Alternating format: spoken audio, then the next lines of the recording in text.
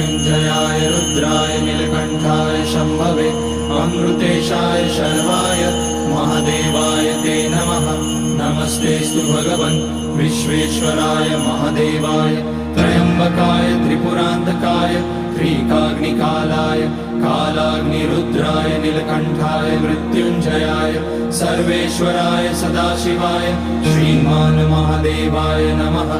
ॐ नमः शम्भवाय च मयोभवाय च नमः शङ्कराय च मयस्कराय च नमः शिवाय च शिवतराय च। ॐ त्र्यम्बकं यजामहे सुगन्धिं पुष्टिवर्धनम् उर्वारुकमिव बन्धनान् मृत्योर्मुक्ष्यमामृतात्। नागेन्द्रहाराय त्रिलोचनाय भस्माङ्गराय महेश्वराय नित्याय शुद्धाय दिगम्बराय तस्मै नकाराय नमः।